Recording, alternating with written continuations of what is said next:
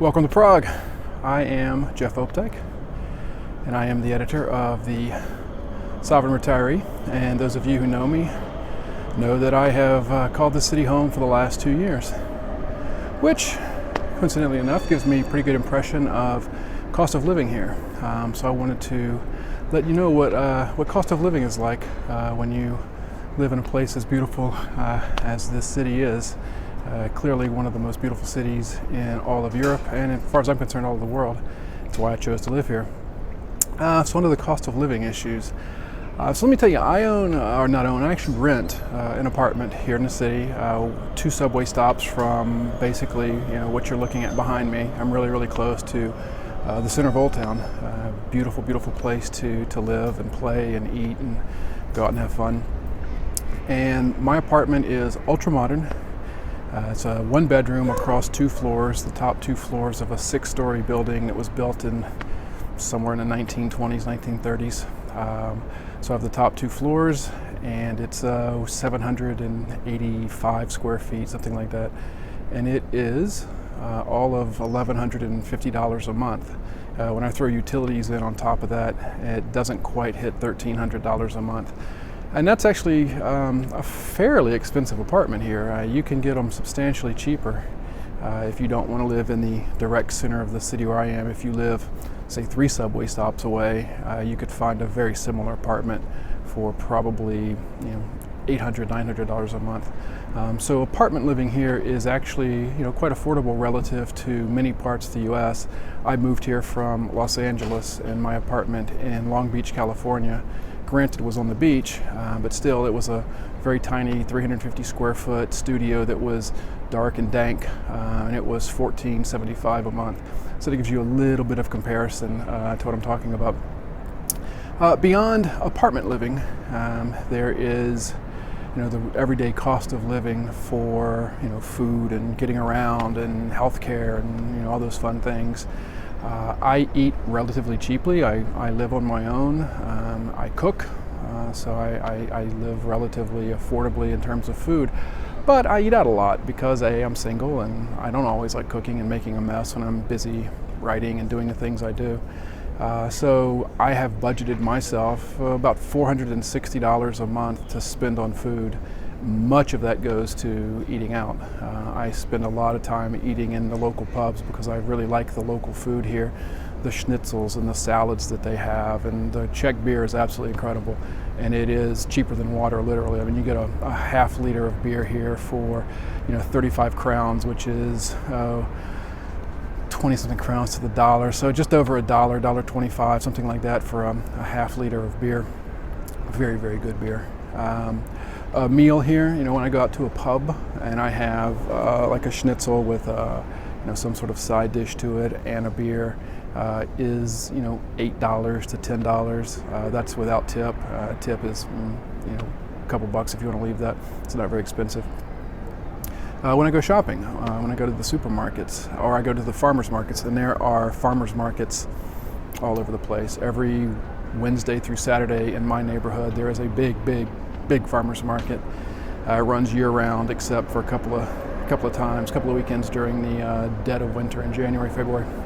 But going out and buying, fresh vegetables, things like that, it's not going to cost you much at all. Going out and buying fresh meat, it's not going to cost you much at all. A lot of the stuff is all natural here, organic. You can buy, quote, organic here, and it's more expensive.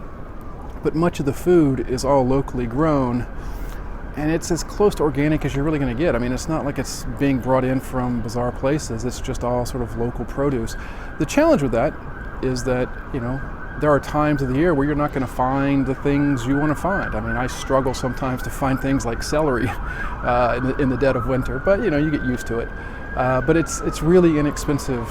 The only time you're going to spend anything more is if you're buying imported goods.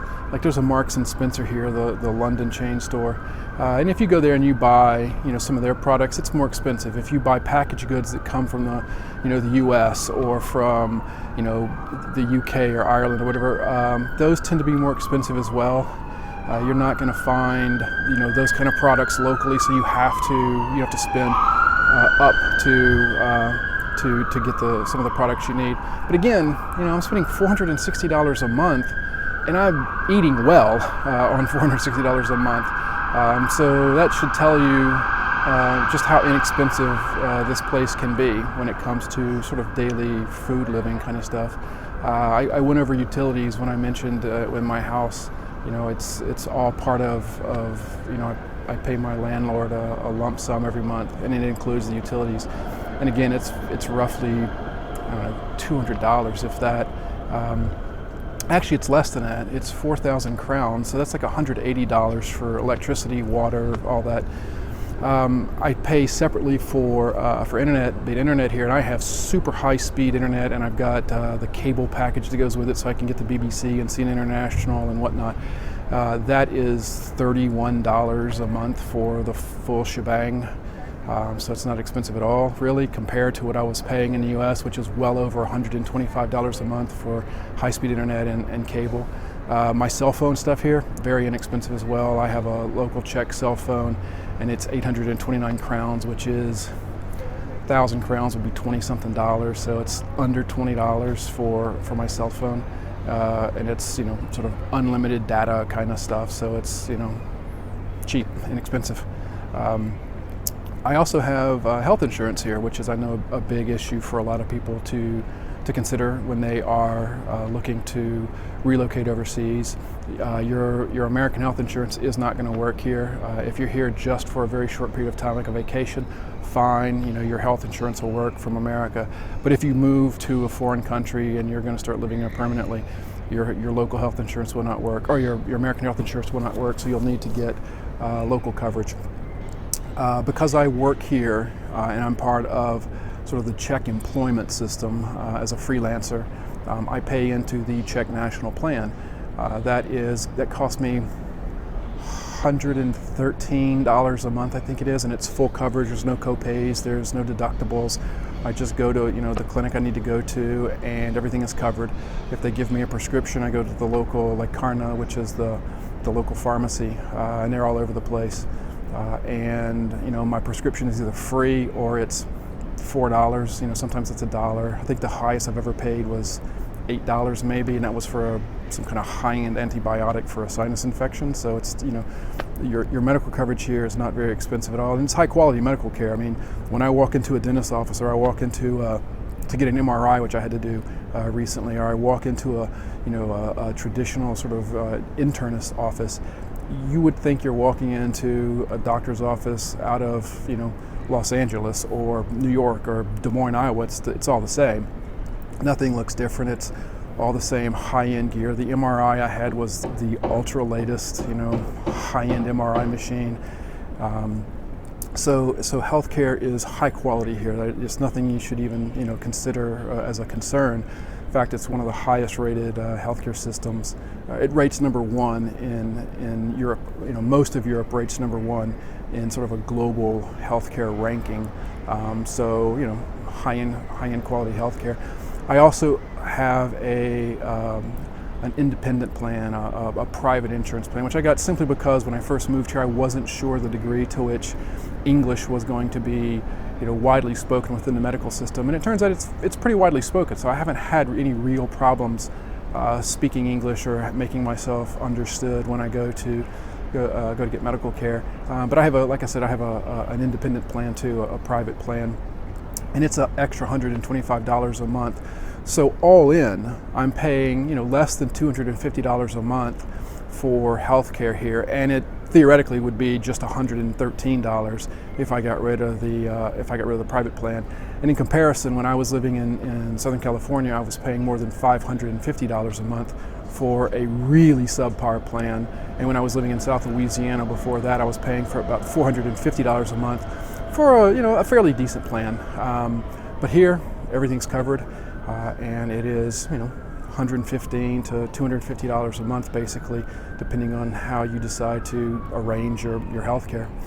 So all in, you could easily live in a place like Prague, for well under $2,000 a month, probably $1,800 a month if I add everything up. And so, earning a Western style salary, or even, Social Security plus your savings, Prague's a really affordable place, and you're in one of the cultural capitals of Europe, one of the cultural capitals of the world. A city of 1.3 million people. Anything and everything you could possibly want to do is here. All the kinds of restaurants you could possibly imagine, from Vietnamese to sushi to French to Irish pubs, to hamburger joints that are as American as you'd find back home. So this is just a wonderful lifestyle, a wonderful place to live. It's an affordable place to live, and it's just a beautiful place to live. So I hope that's helped. I hope you learned a little bit about Prague and what it costs to live here, and thanks for paying attention.